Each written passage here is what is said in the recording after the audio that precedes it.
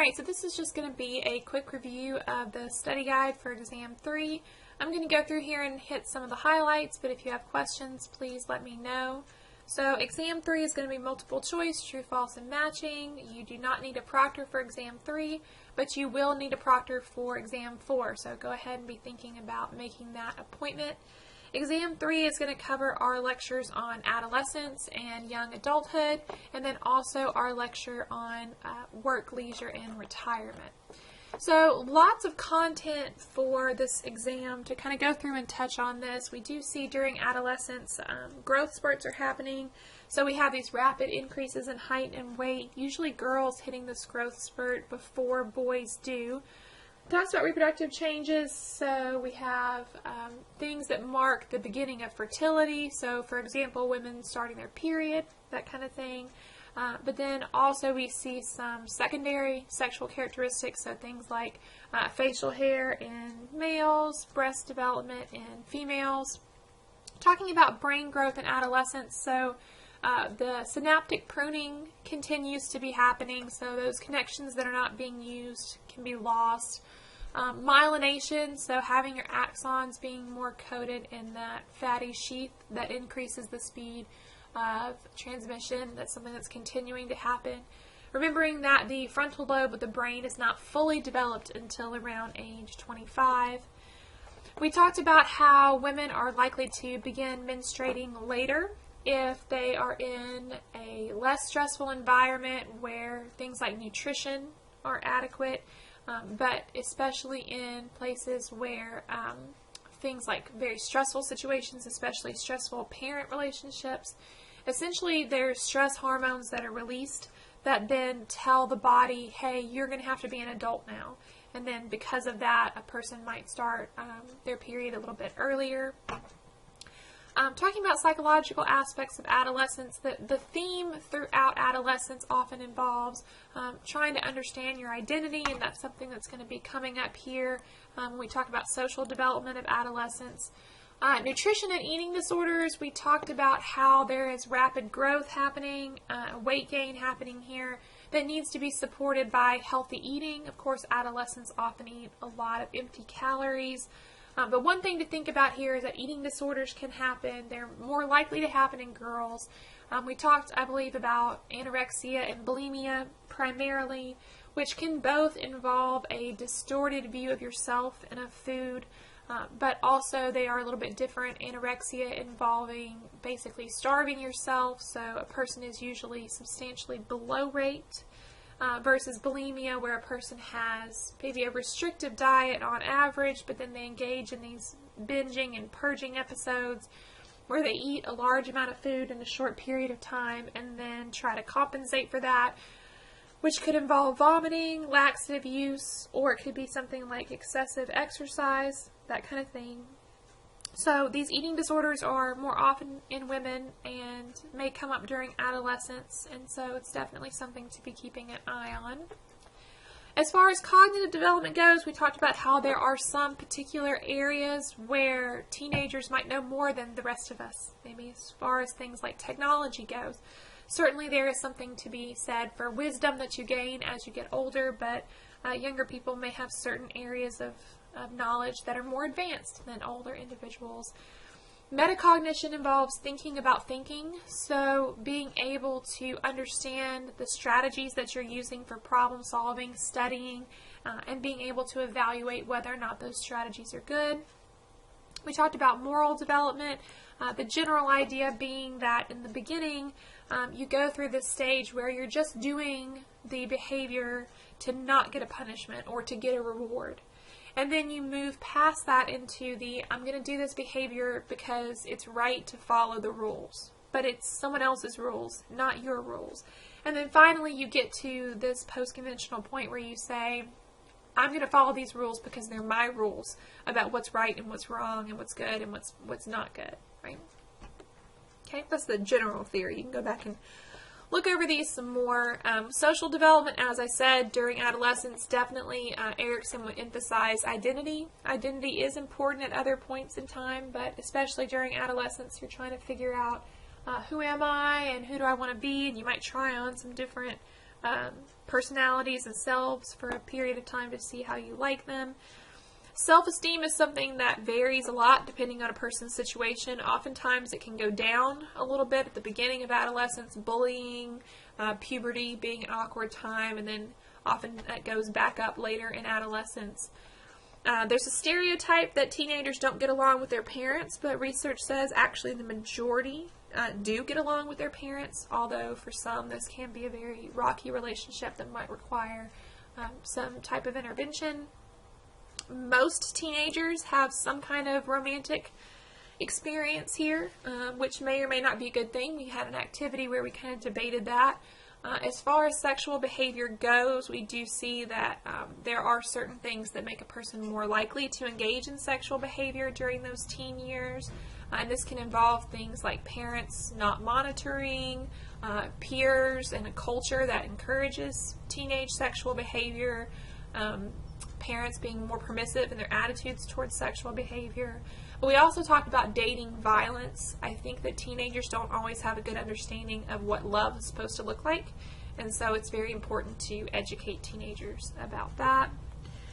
Career development, so we talked about those personality types that might make you a better match for certain careers.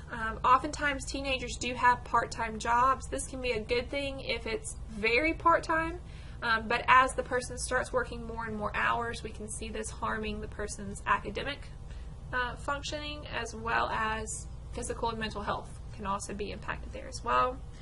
Drug use, lots of teenagers experiment with drugs, especially alcohol, so we need good education here. Unfortunately, sometimes we don't do a good job educating teenagers. We try to use scare tactics that are not always helpful, but this is a very important time to be keeping an eye on substance use. When it talks about depression, depression, once again, just like eating disorders, more likely to be diagnosed in females. And one thing with adolescents is that we often see they lack the cognitive ability to kind of think beyond the moment sometimes, and so that can contribute to a risk of self-harm. Also, we talked about how antidepressant medication has the side effect of potentially increasing thoughts about self-harm in adolescents, so definitely wanting to keep an eye on that.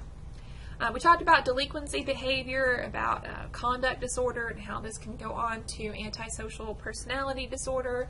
So the need to catch this kind of behavior early and involve not just the individual, but if possible, families in that treatment as well.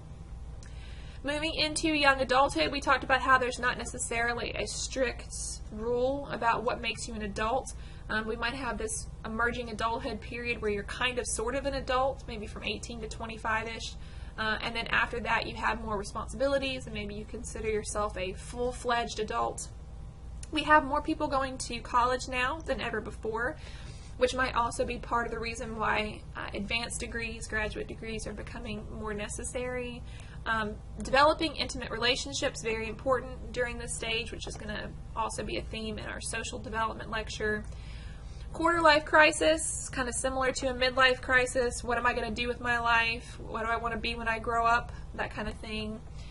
We do know that health tends to be at its peak during young adulthood. Oftentimes deaths in this area are accidental during this time of life, or potentially death by suicide, but we don't usually see physical illnesses being a major issue here.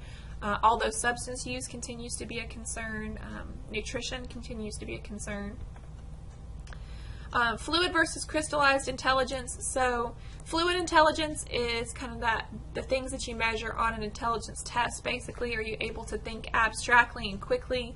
And actually, as you get older, fluid intelligence is going to go down a little bit, but crystallized intelligence is going to go up. So the crystallized intelligence is that accumulated knowledge, that wisdom that you get. So that goes up as you get older.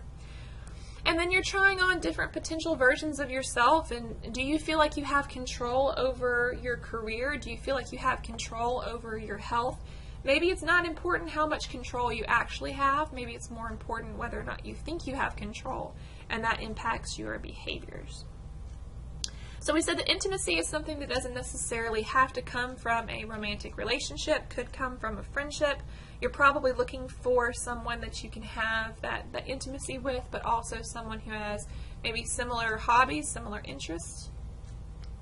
We talked about sometimes these friendships coming to an end, new friendships forming. We spent the majority of this lecture talking about romantic relationships. We said that you have intimacy, which is that psychological connection. You have passion, which is pretty self-explanatory, and commitment, that desire for the relationship to continue. That we usually look for people who are similar to us, especially in those areas that are most important to us.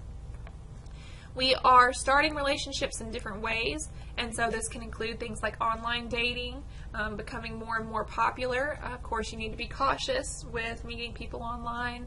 Certainly there is some potential dangers associated with that. We talked about violence in relationships, about how sometimes people feel like they're trapped in these violent relationships and may then have to resort to very severe means to try to get themselves out of those relationships. And so certainly if we can educate, if we can try to prevent that violence wherever possible, that's fantastic. People are waiting longer to get married, more likely to be living together before they get married. We talked about lots of things that can help with marriages, but specifically in our culture, when we get divorced, we have a very high divorce rate. And so there's something in our culture that's not working well. And in this individualistic culture where we tend to think about ourselves and not think about other people, and where we tend to be lower on commitment, it's not surprising that our divorce rate is over 50%. But then certainly this divorce is something that's stressful for not just the individuals who are involved, but also for kids. And if we see remarriage, then we might see these blended families that can be difficult to navigate, step parents, step kids, and then subsequent marriages are more likely to end in divorce than first marriages. All right, and then in our last lecture about work, leisure, and retirement, we talked about trying to choose a career that made you feel fulfilled, as well as one that provided for you financially, that you go through these stages where you're trying to implement this career, trying to find the right career, and then once you get there, you're going to try to establish yourself and maintain that, and then eventually you will slow down a little bit and head towards retirement. People often are very shocked when they realize that what they thought would happen in the workplace doesn't happen. What they thought would translate from their training into the workplace actually may not be as helpful as they had hoped that it would be. People are more satisfied in their jobs when they feel like it is a good match for them in the age that they are, the life stage that they're in, and if it helps them meet their personal goals for themselves. We talked about how women are more likely to be discriminated against as far as finding a job, and then might not be promoted, so that's the glass ceiling, or if they do get promoted, might be put into precarious positions, that's the glass cliff. But we also said that people might be discriminated against in the workplace because of their age, and so people might then be leaving that job, retraining, entering a new career. Occupational insecurity, the idea that either we've lost our job or we feel like there's the potential to lose a job, how this can be very stressful, but we want to be more problem focused and less emotion focused, setting goals for ourselves, trying to work the problem. And then it is stressful to try to balance work-family life. This is especially helpful if we have two partners that are both contributing in a fair way, that one person doesn't feel like they have to do all of the child care, housework, etc. Dependent care is not necessarily just children, but can also involve family members and others that you need to help out.